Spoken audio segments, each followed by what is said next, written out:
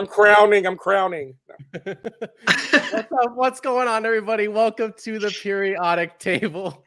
We have a very exciting show for you all today. This is the show where we break down the science news of the week. This is one big science classroom, and we are all learning together. None of us are experts, but boy, are we going to try. I am, of course, your host, Brandon Hanna. I have over 9 years of experience in the aerospace industry. I'm a mechanical engineer. You might know me from AfterBuzz TV, the Popcorn Talk Network, or the movie trivia Schmoedown. And my next guest, you might also know from the movie trivia Schmoedown. He is a musician. He is a math boy. His own words, not mine. It is Alex Marzona. Don't forget the Enye. Don't forget it. Hello, everybody. It was very nice to meet you, James. I'm very excited to be on the show with you, but also Brandon, of course. It is, I don't know, have we ever been on a show together, Brandon? We lived together for a year. I don't know if we've ever really been on a show together. One time we did appear on, I believe, Riley's Cantina, Yes. Mark Riley's Star Wars show. You're together, right. early on in quarantine. So very early on. Oh my goodness! Wow, crazy. That might have been it, though. We were almost going to be, a little behind the scenes. We were almost going to be on a Schmoedown team together, but that unfortunately did not work out. But enough about the Schmoedown. We have another amazing guest for you all today. He's a host, author. You might also know him from his work over at AfterBuzz TV. He's the founder and CEO of JLJ Media and a former nurse. It's James Lott Jr. James, thank you so much for being on the show today. Oh, no. I asked to be on here. I wanted to. I asked to be on here. I'm not a science whiz or anything, but I like science news. And I wear my periodic table shirts. Exactly. I was just going to point that out. You're wearing this shirt for the occasion. I'm wearing my lab coat. Alex Marzona did not get the memo. I did not. It's all good. The show was going to go on anyway. We're going to talk about science. It's going to be great. We have a great show for you all today. Remember the quantum internet? Well, it's back, and drones might be involved. If you saw the thumbnail, they fly now? They fly now, I guess.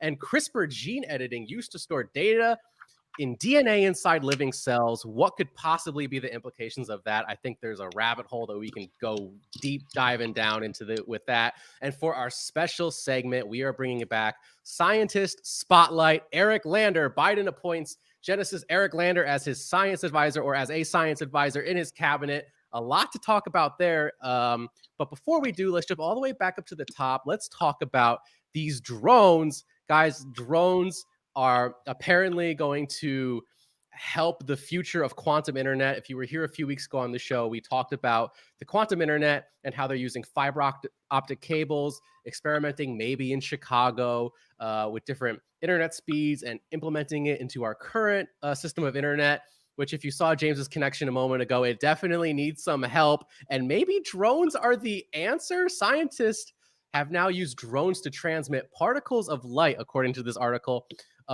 or photons that share the quantum linkage called entanglement.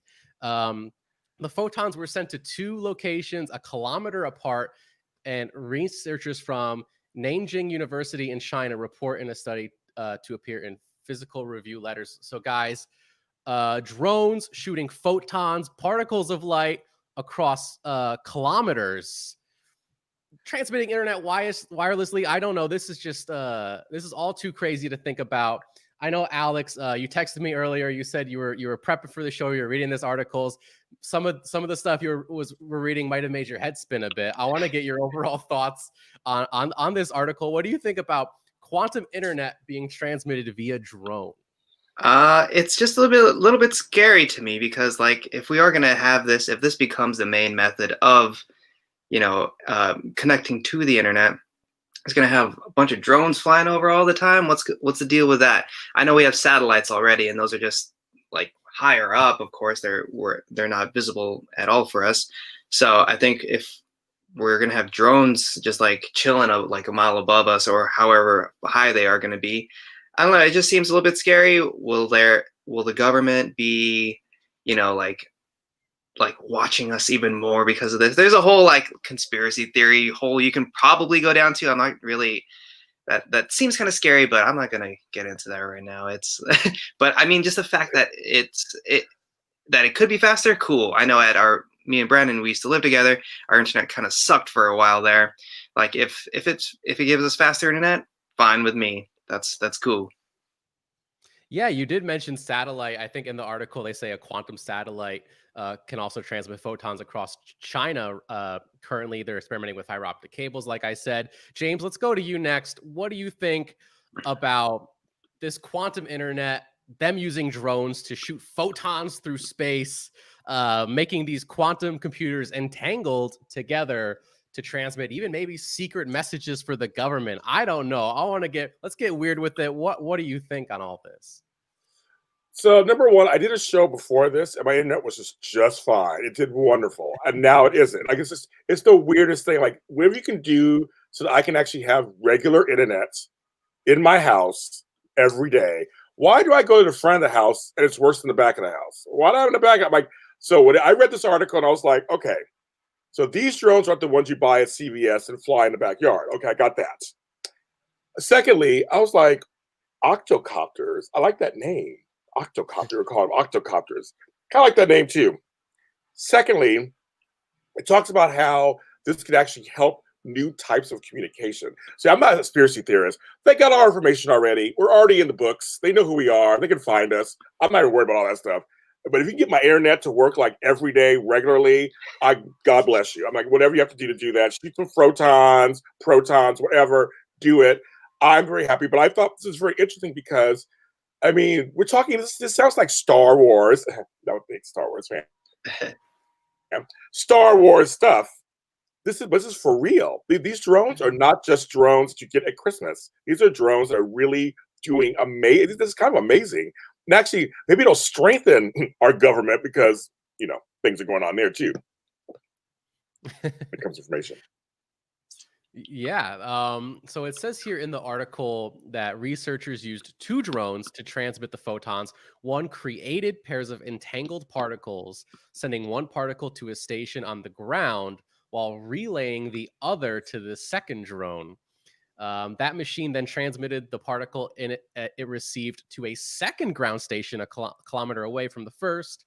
And in the future, it says fleets of drones could work together to send entangled particles to recipients in a variety of locations. So what this says to me is it kind of is going to work harmoniously, if you will, with the type of quantum internet we talked about on the show a couple weeks ago, where there's going to be these internet ground stations that probably transmit this quantum internet to one another via fiber optic cables. And that's probably how within cities is how it's still going to work fiber optically. But I imagine over these long distances, instead of running fiber optic cables across the country, maybe this drone system can be put in place to kind of transmit these particles over long distances without the use of having to run cables over kilometers and kilometers.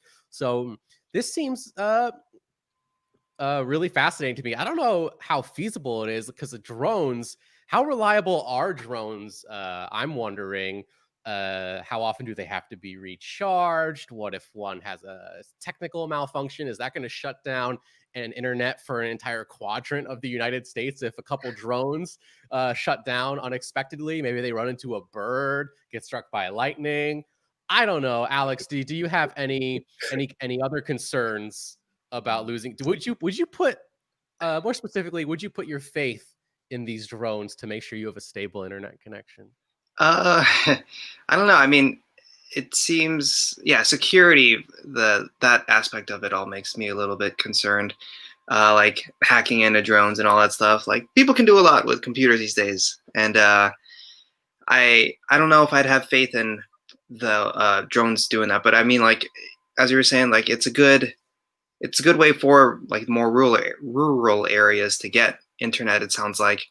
And it just sounds expensive also. I guess that's another concern I'd have with it. Like, where is this? Yeah, go ahead, James. I'll say, when they say they're relatively cheap to deploy and they're quick, but you're right. I'm kind of curious, how much will it cost?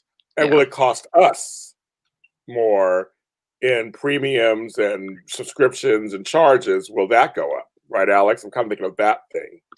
Yeah, it's like the internet companies will bring that cost to us. Like they might need a bunch of these for backups as well. So in case they do get hit by lightning, run into a bird and all that stuff. So we'll see about that. Yeah, I don't think we particularly have to be too concerned, at least more concerned than we already are with the security in terms of like drones getting hacked. It says here that the communication is ultra secure. It's very encrypted. And I remember even a couple weeks ago on the show when we talked about quantum internet, they even said then that quantum internet in general on its own is just naturally far more secure than the type of internet that we have now, just by the way quantum computing operates. It's a little over my head, but all I know is it's very complicated and very secure. So James, do you think that the security is an issue with these drones possibly getting hacked into, or do you have your faith that the quantum internet, top secret encrypted connection, will be just fine? I'm somewhere in between. I see where Alex's his feelings are there, but I also feel like we should always look into make sure that these things are secure. We should always have security measures put in place. But like I said, I read the same thing, and of course, we're just reading an article. It's saying that it's supposed to be ultra. They use the word ultra secure communications. So I'm thinking, well, that means they must have it set up somehow that it's not easily hackable. Is that a word? I don't know if it's a word. Easily hacked. And I think, but we still have to still be careful because Alex is right. There are people, their job is to hack things. That's what they do all day long. They have no other job on earth. And now with COVID and pandemic, just sitting at home going, well, I got all day long. And so they're just finding ways to bother people. So I mean, I can't get the spam calls stop calling me. I'm like, it says spam risk on my phone. I'm like, I thought I got on some list years ago. So there's always that kind of weird concern. But I'm not super concerned. Yeah. Okay. So I think that's a fair point. It's very interesting just to see overall how it's going to play out. I think we are going to get, at some point in the next 50 years, perhaps, we are going to get quantum internet, and it's going to be some sort of combination of fiber optic cables, drones, and satellites that are all working together. And hopefully it doesn't cause us any issues. So before we move on to the next topic, I just want to say, Alex, do you have any closing thoughts on the quantum internet is what I was going to say. Wow. Quantum internet. Sure. and that other thing too. I was just going to bring up also, like, do you think the public, most of the public will be okay with this? I think the educated people will be. I mean, we're getting problems with getting the vaccine out there and such, or getting a section of the public okay with it. So like, there's always that question with all these things, and so I just wanted to bring that up as well. So you're saying maybe that like we're going to need some sort of education, education, like awareness of before we just go ahead implementing the quantum internet. Yeah, maybe there's some sort of education program that we need to implement to get people more aware or cognitive and understanding of it all. Yeah, and to have like the whoever's manufacturing these, like, have all this information out there so that it's more acceptable to the public. I think that would be a good move. Well, he brings up a point that. Go right ahead. No, I was just going to throw it over to you anyway, James. He brings up I'll say he brings up a point that people were getting weird about 5G and 5G towers. That was a big thing last year. So there's a part of the public that doesn't like this kind of stuff. So I'm curious to see what happens there. But secondly, I'm also wondering, are our skies too crowded already? So now we're adding more stuff to the sky. I was kind of curious how that will play out. Yeah, I think that's a really genuine concern. For me, particularly, my immediate thought goes to these drones are probably going to fly significantly lower than what commercial aircraft fly at. So I'm going to assume that, and air traffic controllers, there are people that look at air traffic continuously all day, every day. They monitor everything. So I'm sure it's fairly easy to work around, assuming you have the manpower to do it. And same thing with satellites as well. I know for a fact that NASA tracks every piece of space debris, every satellite, the International Space Station, anything you could think of that's orbiting the Earth. NASA monitors it. But the thing is, I know, and I remember this from watching a documentary. I like to bring up documentaries that I watch a lot, but I can never tell you which one it is because I just watched so many on the Science Channel back in the day. But anything like smaller than, like, let's say your cell phone, if your cell phone was zipping around Earth orbit in like low Earth orbit in outer space, NASA wouldn't be able to track it, and this thing could just fly through a satellite and obliterate it if they cross paths because they don't know it's there. So that's scary, but I wouldn't worry about the drones too much. Jeez, okay. I'm scared. I'm scared. Oh, don't be scared. As long as you're not in outer space, you're good. So, although I'd still go.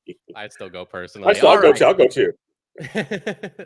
Ending that on a sour note, let's move on to our next topic. But before we do, guys, I just want to thank everybody watching live with us right now. We have Kirsten Marie, who I think is here for James specifically. So thank you so much for joining this show today. We got Haskell 420, who's always here, Sabrina Ramirez, and Michael Chu. Thank you so much, Michael, for watching along, joining us in the live chat. Make sure, guys, please like this video. Subscribe to the channel if you enjoy talking science with us every week. Hit that little notification bell and leave a comment down below. Let us know. Are you afraid of drones? Do you think Alex brings up some serious concerns? Are they going to get hacked into? Will they be just fine? Should we worry about space debris? I don't really know, guys. It's a little above my pay grade. Oh, and we also have BCD here as well. Thank you so much, BCD. Let's, with all that being said, let's move on to our next topic, which is CRISPR gene editing used to store data in DNA inside living cells. So this is a really interesting story to me. Article says here, DNA inside living bacterial cells has been edited with CRISPR technology to encode and store information. This could be a step towards developing a new medium for long-term data storage. So you guys, you've all had issues with maybe you're trying to edit videos, create music, Alex, or create any type of content, and you're working on your computer and it's taking up a lot of space. You're just using up gigabytes and gigabytes of space, and you want more space on your computer.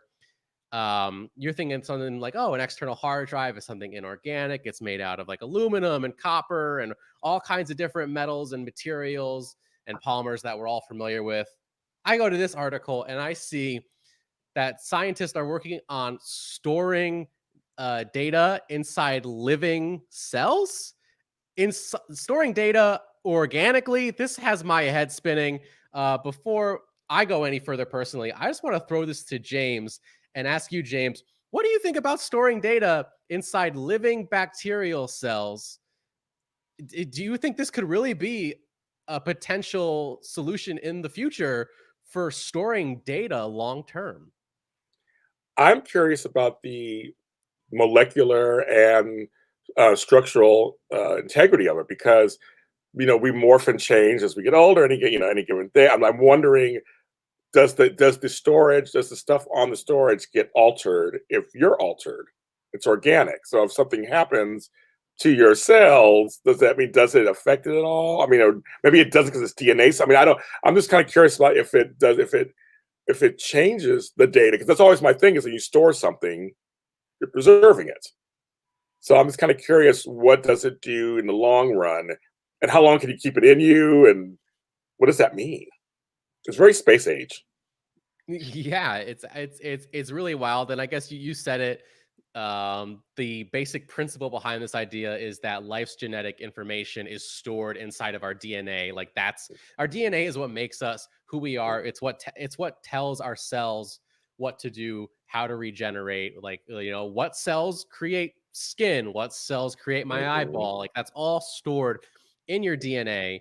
And so we have, the article says here specifically, this is what I think is really interesting, and what their scientific breakthrough was here is that Harris Wang at Columbia University in New York, they took this idea one step further, and using a form of CRISPR gene editing, they inserted specific DNA sequence that encode binary data, which is like ones and zeros on computers, guys, if you're not familiar, into bacterial cells. And it says here, by assigning different arrangements of these DNA sequences to letters of the English alphabet, the researchers were able to encode a 12-byte message into DNA inside of E. coli cells. And that 12-byte message was "Hello World" with an exclamation point. I love That's that. crazy. Yeah. That's absolutely perfect. They're able to encode a 12-byte message inside the DNA inside E. coli cells. Alex, what is your take on all of this? Are you as blown away by this hello world message as James and I appear to be? Are you scared that someone might try to encode messages into your own DNA? Yeah, it's pretty freaking cool. This is pretty groundbreaking into if you're gonna be able to store, data inside living cells. I think the hello world is like the default programming first thing you type out, you test when you program something. So it's just like, oh, of course they're gonna do this. Like, oh, that's really cool that they can do it in that aspect. But yeah, one thing I thought, it was like, it has to be like living cells, because if it's outside, like obviously dead cells, then you may as well just use a hard drive for that. But like, it's pretty cool that this gets like super sci-fi. Like, I can't put my I can't remember any movies that do. I feel like, is it Looper or something that gets into this? I'm not sure. Oh, anyway, Looper. Oh yeah, Looper. Yeah, Looper. Yeah. And yeah, I don't know. This just seems pretty cool. Yeah, sorry, Brian. Go ahead. No worries. Yeah, I mean, this is really cool. And like you said, the uncertainty of putting this data inside DNAs, inside living organisms, they say that with certain types of bacteria that can survive under a various degree of different conditions, various different climates, that's what makes them think that there's this long-term possibility. But it also says in this article that DNA, it changes all the time, and these changes could affect any message that you encode inside of it. So there's also some uncertainty there. So it seems like it's like, what I was going to bring up is that, like, memories. Like, can you store your memories? I was going to say that. I was going to say that. I was just going to say that. Yeah. Yeah. Because that's what I was just going to say that. Yeah. I write down what I do every day since 2009. So I have like all that logged somewhere, with me. And so, like, if I can write that down and store that inside my cells and just like recall it at any time, like, and will it, like, is it a direct link to your brain? That's the kind of thing that I think is pretty cool. I was thinking the same thing, because I have journals from, well, I'm a little older than you guys. I have journals from 1980 through 2001. And so I have a huge box. They're all in there. I would love to have that all just uploaded into me, and that's it. I know you said, and then recall it when I need to recall it. And I mean, I'm just like, that would be an amazing thing. I mean, but I'm still thinking, again, long term. It's just cute right now if you put them in there, but then how does that affect? Because we're living beings. Everything's living. We just change and morph. What does this do with storing stuff that's not from us into us? How does that work long term? Yeah, I originally didn't look at this article the same way, but now you guys have kind of, and I'm saying this very intentionally, you guys have kind of planted this idea in my head about what if, from a very science fiction approach, and this is what this show is, guys, it's science fiction without the fiction, but let's take a science fiction approach for a second. What are the implications of potentially using this type of technology to place a false memory inside of someone's DNA, inside in their own brain, like the movie Bloodshot, which came out like about a year ago now. Yes. Is that a potential concern?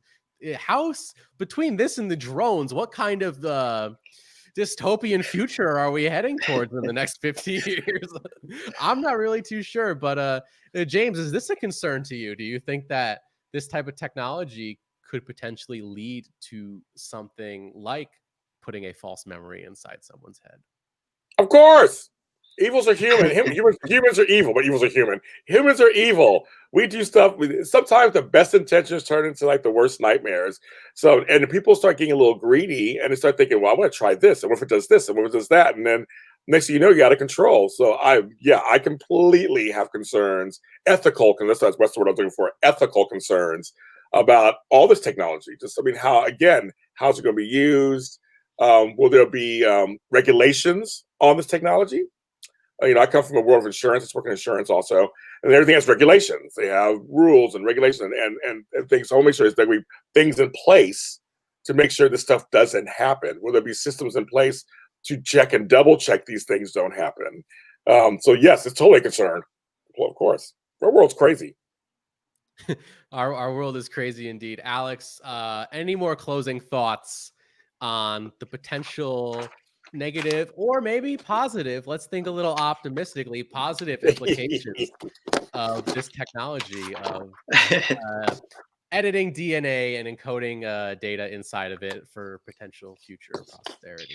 Yeah, I'm just thinking about like the next Nolan movie is going to involve him getting, a piece of hair off. Like there'll be a whole hair heist essentially just to get that piece of DNA so that they can access all the memory or whatever is encoded, the coordinates of the treasure or something, Oh my God, this is perfect. Like, this is like to go off on a tangent. I love it. I love it.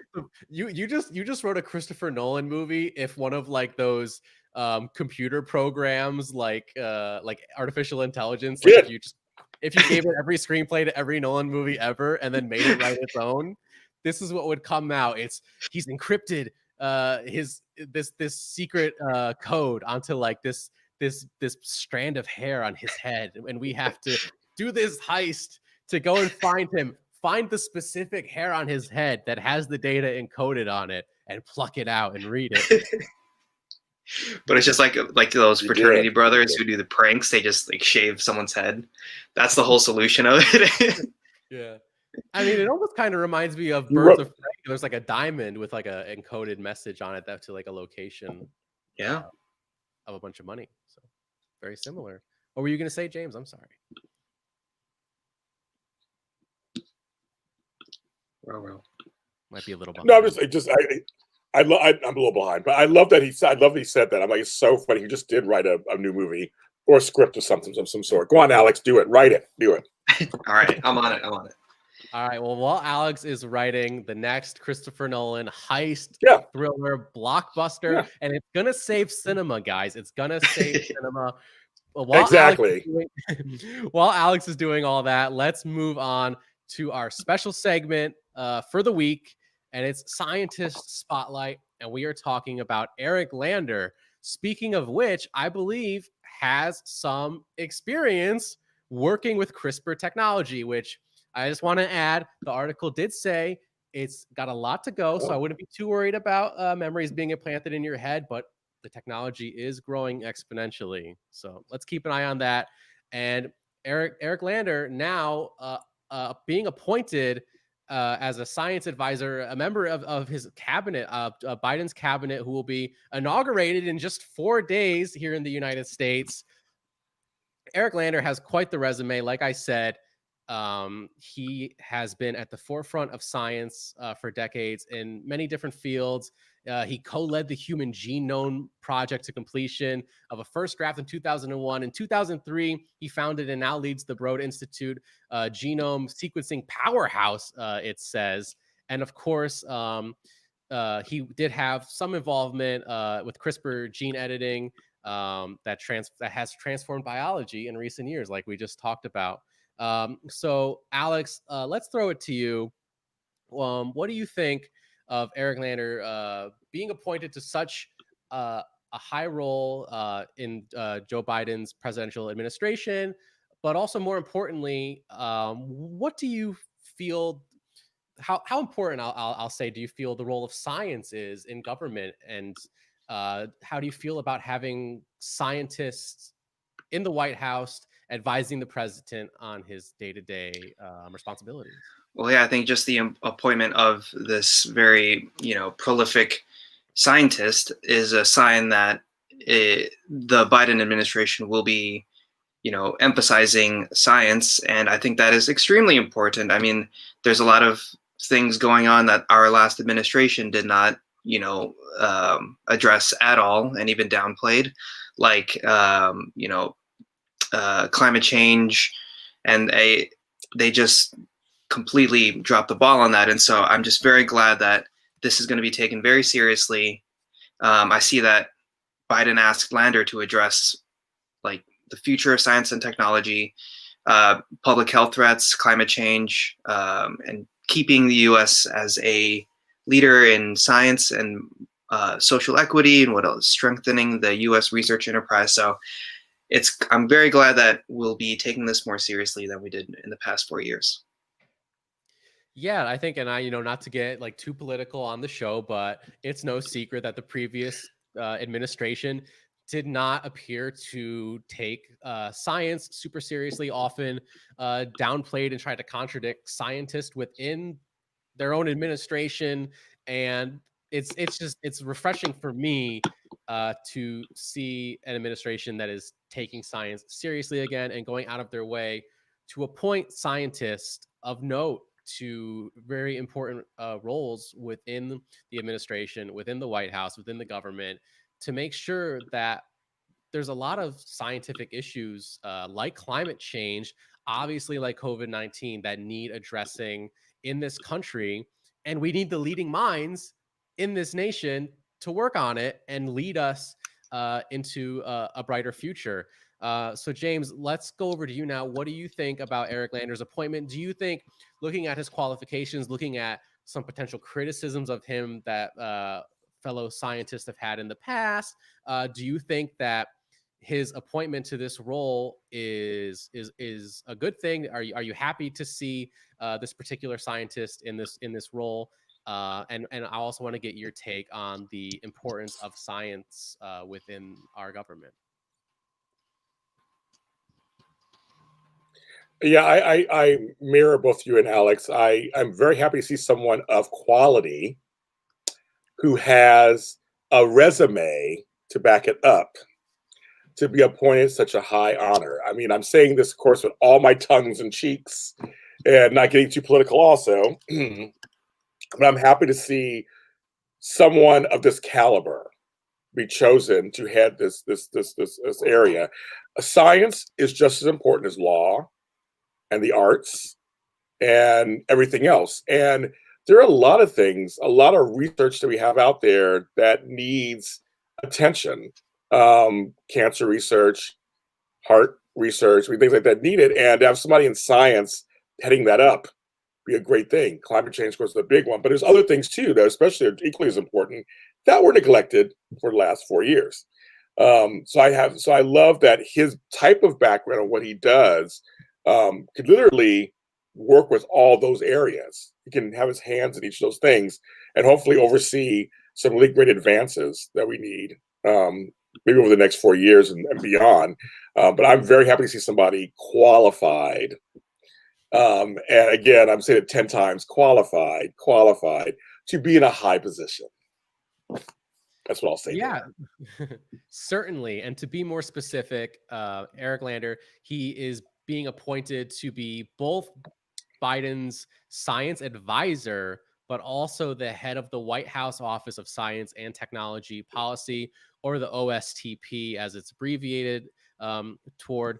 But to point out, there was obviously a current, soon to be previous OSTP director, and that's research meteorologist Kevin, and this is the last name that I'm going to butcher, Drogemeyer. However, it says here in the article, he came in halfway through the previous administration's term, so 2 years ago, and he was given a much more limited role and was often avoided the spotlight. He kept a very low profile within the administration, and it's refreshing for me to see such an important role within the White House. President-elect Biden saying, no, you're no longer going to keep a low profile. This is going to be an important role. And it even says Biden was taking this so seriously that he wrote a letter that issues marching orders to the new director. And they say in the article that it invokes former President Franklin Roosevelt's 1944 letter to, and this is another name I'm going to butcher, Vannevar Bush, that led to a report that has shaped the U.S. science policy ever since.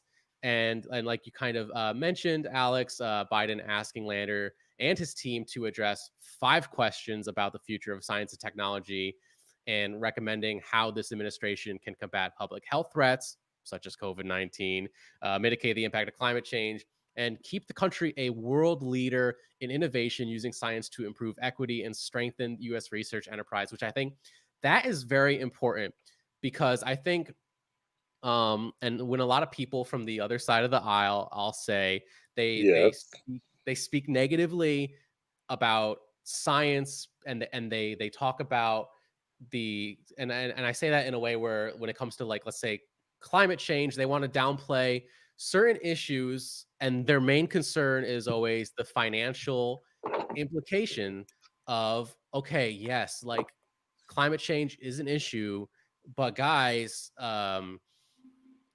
transitioning our energy infrastructure over to wind, solar, geothermal, you name it, that is such a huge financial undertaking. It's not economically feasible. But I think this is such a more healthy approach for a leader to say, no, we need to actually use science to research how the United States of America can be a leader in scientific innovation, and how this will actually help us improve our economy and strengthen the United States of America's, like you said, it says social equity and research enterprise was the term they used. So how the United States of America can benefit socially and financially from the use of science, I think that's a very key takeaway from this. Alex, would you tend to agree? Did you find anything else particularly interesting about the article in general, about Eric Lander's appointment? Is there any other closing thoughts that you have, just in general, about anything? Yeah, I mean, as you were saying, like, they want this new administration is hoping that he can find better ways to communicate things. And there's a section here that says he's incredibly good at explaining complex scientific issues. I think that's very important, to have someone very good at relaying, these concepts to lesser educated or less knowing people, so that they can understand and get on board with things. And I also love that this guy Holdren, I can't see his full name. It's probably up above there, but he just calls the former Vice President Biden a real science wonk. And I haven't heard that term before. What a wonk. I think that's very well said. And you're right. That's a really key takeaway here as well. We need someone who can communicate the science effectively to the people, which is what I do my best to do here, guys. We don't always succeed, but we're improving every week. Thankfully, President-elect Biden has appointed someone with much more experience than I to get the job done. James, let's go over to you next. Do you have anything to say? Do you want to reiterate anything that Alex just mentioned, or any other just closing remarks about this appointment and the article in general, and of course, the role of science in America? I won't get too political, of course. It's not a political show. But the last 4 years have been interesting. So Alex touched on it a little bit. We have to rebuild the rest of the world's kind of trust in us. We have to rebuild our intelligence, the rest of the world, so to speak, that we are a nation that usually is a leader in many things, including science. And we need to kind of, make it serious again. Science is serious. It's part of our lives. Everything is science. I mean, there's a science to everything. So we need to show the world that the USA is still a leader in that area. And I'm very excited. I'm very excited about this, this presidency. I'm excited about what's going to happen soon, that we're going to get back to some kind of, to me, normalcy, just back to kind of like the boring stuff that we haven't had in 4 years. I look for boring. It's fine with me. And that he is appointing people who are qualified to be in these positions to actually do something. And with the science thing, we do need somebody who can speak say in layman terms, they can actually explain stuff to people in a way that's just digestible and understandable for people who may not know science. Like I said, I have a little bit because I'm a former nurse and I worked in agriculture and stuff, so I kind of know certain things. But there are folks who have none of that experience. They just want to be told plainly, what does that mean? This whole DNA thing, like, what does that mean to me? They want it broken down. So if Linder can do this and talk to us in a way that's just like, here's the deal, here's the scientific part, this is what it means for you. I think the public will gain trust again, the world will gain trust again, and we can all hold hands across America. Very well said, and I am 100% in agreement with you. I personally want to look at this optimistically. I would rather us be united than divided, and I think that both parties, at the end of the day, yes, there have obviously been a lot of political issues, but at the end of the day, the way that this article puts this positive spin on it, to me, I think is very important, where we need to use science to make the nation a stronger, healthier, safer, better place. And at the end of the day, both parties should be able to agree on strengthening America in any way that we can, socially, economically, you name it. Making America a world leader that other nations look up to is very critical to everyone in this nation, and it's something that science can play a key role in. And guys, if you this article does get into a lot. It does get into more what the OSTP's role is inside the White House. It also talks about some of other members of Biden's science team that he appointed. So be sure to go check that out if you want to learn more. As always, articles are always in the description down below for the stories that we talk about on this show. And so with that being said, guys, thank you so much for joining us for another episode of the Periodic Table. Alex, James, I hope you had a good time talking science. I had a great time talking science with you. It was a lot of fun. And of course, thank you so much to everyone watching along live in the chat. It's always great to have you here. So Alex, let's go over to you first. If the good people want to find you online, if they maybe want to hear some of your music, where can they do so? You can find my music on Spotify and Apple Music. Just search for Marzona with an Enya with a little squiggle on top. This little guy here. It's actually the 2-year anniversary of this song, Enya, this weekend. So make sure to listen to that and my newest releases, Lift Off and Descent, right there. Check that out on Spotify and Apple Music. Awesome, guys. Not to get too scientific, but I believe all of his musics are what the kids call bops. So be sure to go check those out. I'm actually, like, friendship aside, I'm a huge fan of Alex's music, and one day he's going to be too famous for all of us, so he's not going to want to come on this show anymore, and that's fine.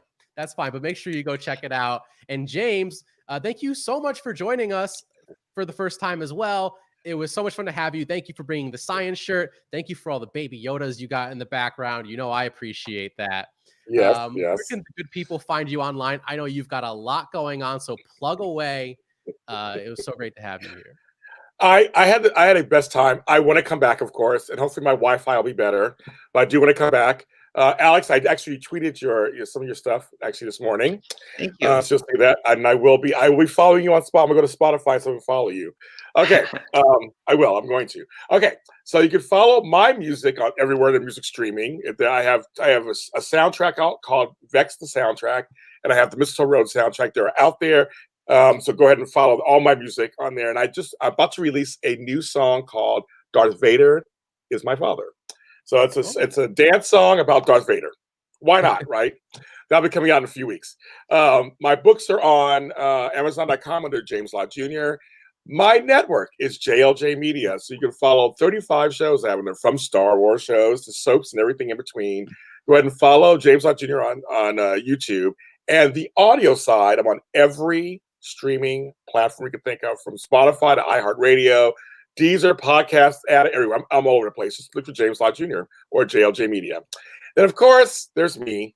Follow me where all James Lott Jr.'s are sold, at James Lott Jr. on all social media platforms. It's that simple. And on TikTok. Apparently, I'm a TikTok star, and I don't even do the dances or anything. So follow me on TikTok. Oh, I didn't know that at all. I'm definitely going to have to check you out on TikTok. TikTok star, you say? Wow. I got 3 million views. I don't know what's going on. I don't know what's going on. I'm just an old man on TikTok. I don't know what's going on. What's going on? Hey, sometimes that's how you got to do it. You know, you don't try to be famous. It just happens to the best of us. So That's it. That's it.